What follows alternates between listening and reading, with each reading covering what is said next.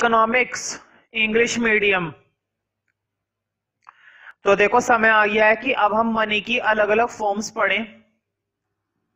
मतलब कि आज के लिए जो हेडिंग तुम्हें लिखना है that will B forms of money.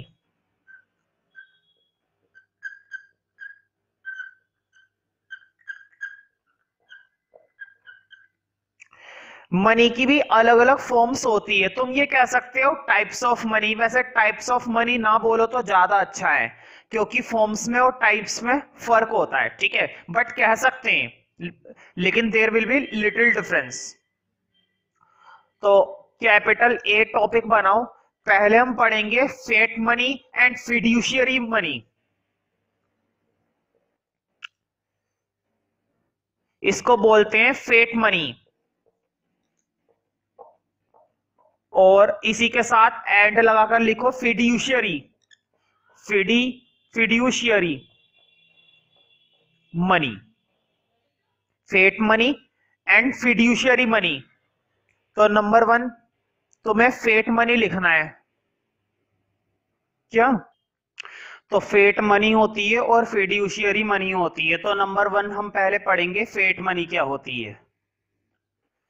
F M का मतलब है फेट मनी, लेकिन तुम लोगों को बिल्कुल भी शॉर्ट में नहीं लिखना।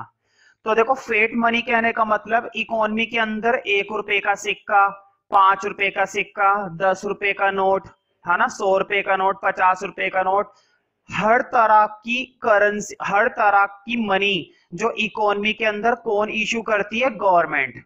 जो इकोनॉमी के अंदर कौन इशू करता है? बैंक। कहने का मतलब ये, जब किसी के ऑर्डर पर कोई मनी, जब किसी के ऑर्डर पर कोई मनी इशू की जाती है इकोनॉमी के अंदर, that will be referred as fiat money.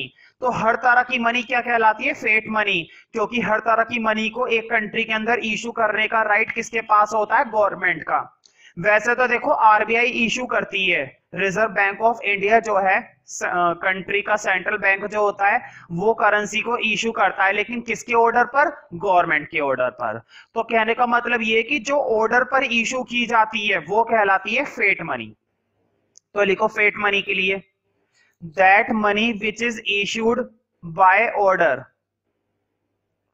That money which is issued by order or authority of the government, that money which is issued by order or authority of the government, or authority of the government, जो किसके according issue की जाए? Government की authority के according या फिर order पर, ठीक है। That money which is issued by order और authority of the government.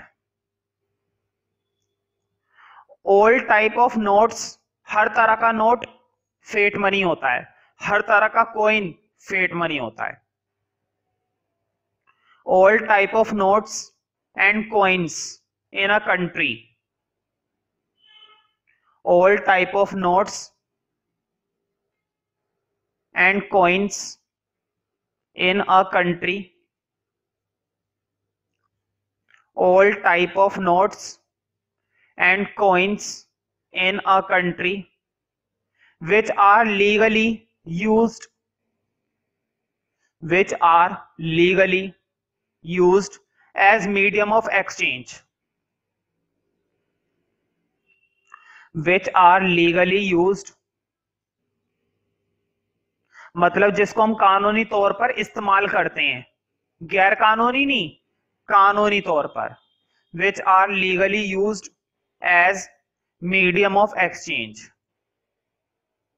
which are legally used as medium of exchange, medium of exchange।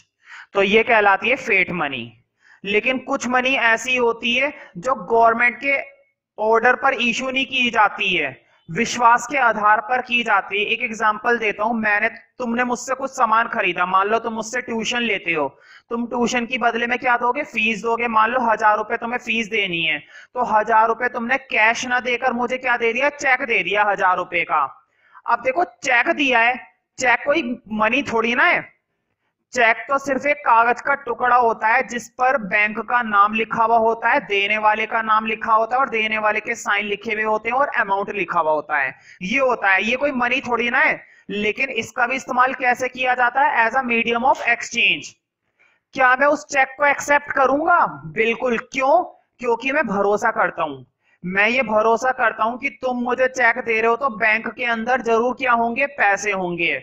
मैं तुम पर भरोसा करता हूं कि तुम मुझे चेक दे रहे हो तो ये अकाउंट तुम्हारे नाम पर ही होगा। मैं ये भरोसा करता हूं कि ये चेक जो है करप्ट नहीं निकलेगा। तो सारा खेल किस चीज का है? तुम्हारे और मेरे बीच में भरोसे का। तो कहने का मतलब ये कि कोई गवर्नमेंट ऑर्डर नहीं दे रही है कि हर तरह का चेक तुम एक्सेप्ट करो। अगर ये चेक बाउंस हो जाता है या अकाउंट में पैसे नहीं रहते तो क्या तुम बैंक पर जाकर चढ़ोगे? क्या तुम बैंक वालों से लड़ाई करोगे? क्या तुम गवर्नमेंट से लड़ाई करोगे? नहीं, तुम लड़ाई करोगे उस बंदे से जिसने वो तुम्हें चेक दिया था। तुमने मुझे चेक दिया और वो चेक के अंदर कुछ भी नहीं निकला, ना पैसे थे, ना कोई अकाउंट था, ना कोई बैंक था, सब कुछ फेक था। तुम किसी से कुछ नहीं कहोगे, तुम डायरेक्ट उस बंदे से जाकर लड़ोगे जिस बंदे से तुमने क्या मिला है? चेक मिला है। तो जब कोई करेंसी आपस में भरोसे के बेस पर चलती है वो कहलाती है फिड्यूशियरी। तो सारा खेल इस वाली मनी का किससे होता है? फिड्यूशियरी से। तो लिखो फिड्यूशियरी मनी। इसके लिए भी मैंने शॉर्ट में क्या लिखा है? एफएम, लेकिन तुम्हें पूरा लिखना है फिड्यूशियरी मनी। मतलब जब पे करने वाला और पेमेंट लेने वाला, एक तो बंदा होता है पेमेंट देने वाला और एक बंदा होता है पेमेंट लेने वाला, तो जब ये दोनों आपस में एक दूसरे पर क्या करते हैं? भरोसा करते हैं। खास करके लेने वाला भरोसा करता है देने वाले पर कि ये मुझे पैसे देगा, और चेक दे रहा है तो चेक जरूर वैलिड होगा, इनवैलिड नहीं होगा। तो भरोसे का खेल है। तो that will be money referred as fiduciary money.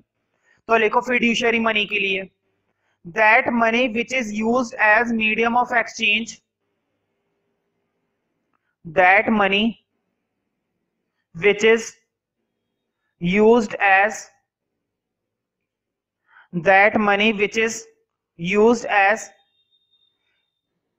Medium of exchange, ये भी कैसे इस्तेमाल की जाती है? Medium of exchange. और ऊपर वाली मनी भी कैसे इस्तेमाल की जाती है? Medium of exchange. वो गवर्नमेंट के ऑर्डर पर होती है, ये गवर्नमेंट के ऑर्डर पर नहीं होती।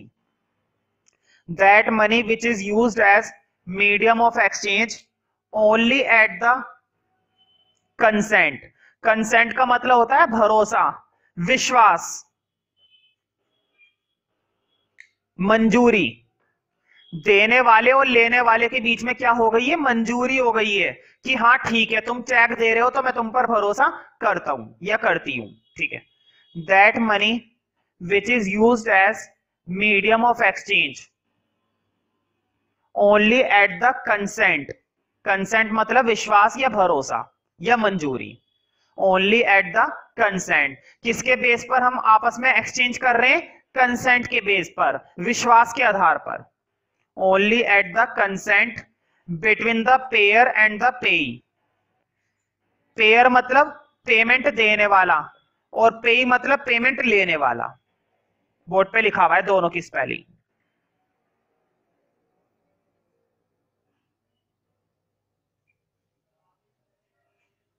That money which is used as medium of exchange only at the consent between the payer and the payee. Between the payer and the payee.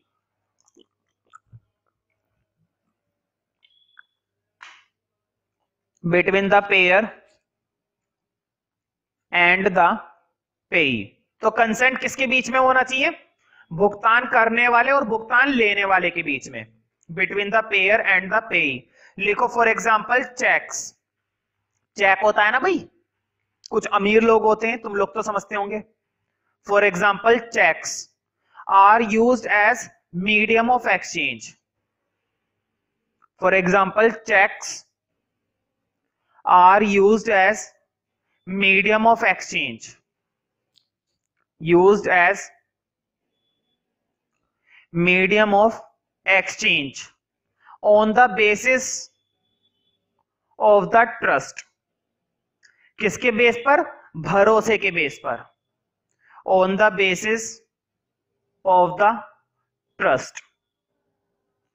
On the basis of the trust,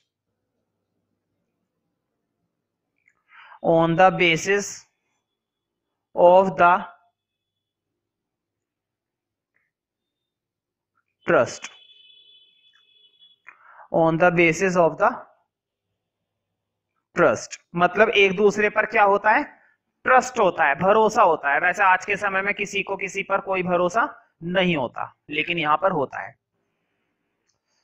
तो ये होती है अपनी fate money और fiduciary money. Fiat money जब government के order पर issue की जाती है, और फिड्यूशियरी मनी जब हम किसी भरोसे पर उस चीज का इस्तेमाल करते हैं as a medium of exchange. ठीक है, अब लिखो कैपिटल बी। कैपिटल बी होती है full bodied money, full bodied money. And इसी से रिलेटेड एक मनी और है क्रेडिट मनी।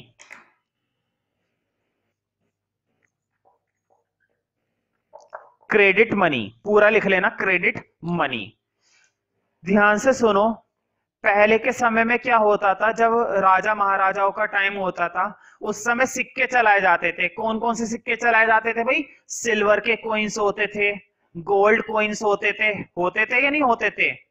तो उस समय क्या होता था, मान लो एक कॉइन है सिल्वर का, एक कॉइन क्या है, सिल्वर का। आज के समय में 1 रुपए का जो कॉइन है वो नॉर्मली आयरन का होता है, लोहे का सिक्का होता है, ठीक है। लेकिन पहले के समय में क्या होता था, सिल्वर के कॉइन्स होते थे और गोल्ड कॉइन्स होते थे। तो उनके अंदर जो मटेरियल होता था, मतलब सिल्वर के कॉइन को बनाने के लिए किसकी जरूरत पड़ती थी, सिल्वर की। और गोल्ड कॉइन को बनाने के लिए किस चीज की जरूरत पड़ती थी, गोल्ड की। तो ध्यान से सुनो, सिल्वर का मैं एग्जांपल दे रहा हूं। पहले के जो सिल्वर के कॉइन होते थे, एक कॉइन की वैल्यू 1 होती थी, 2 कॉइन की वैल्यू 2 होती थी, उसमें रुपए का हिसाब नहीं होता था। और उस समय क्या होता था, उस समय उसके अंदर जो मटेरियल होता था सिल्वर, वो इतना महंगा नहीं होता था जितनी महंगी उसकी वैल्यू होती थी। तो दो तरह की वैल्यू है यहां पर, एक तो उसकी कॉमोडिटी वैल्यू, कॉमोडिटी वैल्यू कहने का मतलब उसके मटेरियल की वैल्यू, और एक है उसकी मनी वैल्यू। मनी वैल्यू मतलब उस सिक्के की वैल्यू कितनी है। पहले क्या होता था, पहले कॉमोडिटी वैल्यू और मनी वैल्यू बराबर होती थी। मतलब अगर एक सिल्वर का कॉइन है तो हमें इससे मतलब नहीं है कि वो सिल्वर का है, हमें तो इससे मतलब है कि वो कितनी वैल्यू देगा, सिर्फ एक कॉइन की वैल्यू देगा। अगर तुम्हारे पास 10 गोल्ड के कॉइन है, ध्यान से सुनो, गोल्ड की बात हो रही है, गोल्ड। उस समय क्या होता था, अगर 10 गोल्ड के कॉइन है तो कितनी वैल्यू देगा, 10 कॉइन की वैल्यू देगा, हमें गोल्ड से कोई मतलब नहीं होता था। इसका मतलब ये हुआ कि उस समय कॉमोडिटी वैल्यू और मनी वैल्यू क्या होती थी, आपस में बराबर होती थी। लेकिन आज के समय में अगर किसी को एक गोल्ड का कॉइन मिल जाए, बताना जरा, कॉमोडिटी की वैल्यू बहुत हाई होगी ना, क्योंकि उसका सारा ध्यान सिक्के पर नहीं होगा, उसका सारा ध्यान किस पर होगा, उस मटेरियल पर होगा। मटेरियल मतलब गोल्ड पर होगा, क्योंकि वो भी जानता है कि सिक्के के मुकाबले क्या चीज महंगा होगा, गोल्ड। तो आज के समय में कॉमोडिटी वैल्यू ज्यादा होती है और मनी वैल्यू उसकी क्या होगी, कम होगी। लेकिन पहले के समय में कॉमोडिटी वैल्यू और मनी वैल्यू क्या होती थी, बराबर होती थी। तो ध्यान से सुनो, जब कॉमोडिटी वैल्यू और मनी वैल्यू किसी भी कॉइन की बराबर होती है तब वो कहलाती है फुल बॉडीड मनी। और जब कॉमोडिटी वैल्यू मनी वैल्यू से ज्यादा होती है तब वो कहलाती है क्रेडिट मनी। दो तरह की मनी होती है, जब कॉमोडिटी की वैल्यू मनी वैल्यू के बराबर है, मतलब पहले के समय में जब होता था तब वो कहलाती थी फुल बॉडीड मनी। अब उसी मनी को क्या बोला जाता है, क्रेडिट मनी। उम्मीद करता हूं तुम्हें समझ में आ गया होगा। आज के समय में कौन सी करेंसी होती है, आज के समय में अगर हम बात करते हैं 1 रुपए के कॉइन की, नॉर्मल जो लोहे का होता है, मुझे बताना 1 रुपए की जो वैल्यू है उसके अंदर कॉमोडिटी वैल्यू ज्यादा नहीं होती है, कम होती है, ठीक है। क्योंकि अगर ज्यादा होती तो हर कोई मेल्ट करके बेच देता फिर उसको। लिखो number 1, full bodied money, FBM। तो लिखो फुल बॉडीड मनी में, तो जब कॉमोडिटी वैल्यू मनी वैल्यू के क्या हो जाती है, बराबर हो जाती है, that will be referred as full bodied money. लिखो, when commodity value is equal to money value,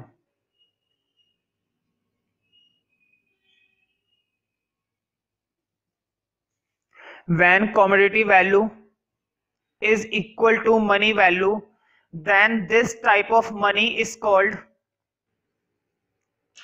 when commodity value is called, sorry, when commodity value is equal to money value, is equal to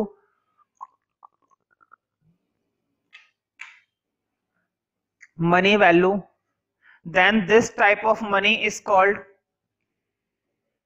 full bodied money. Then this type of money is called full bodied money. क्या कहलाती है? full bodied money. लिखो for example coins,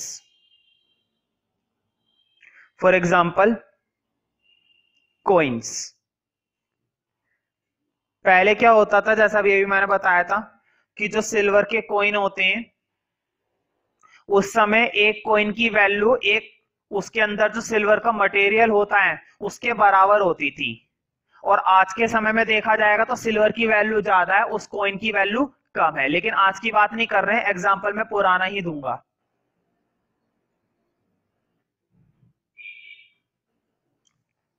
अब note के अंदर लिखो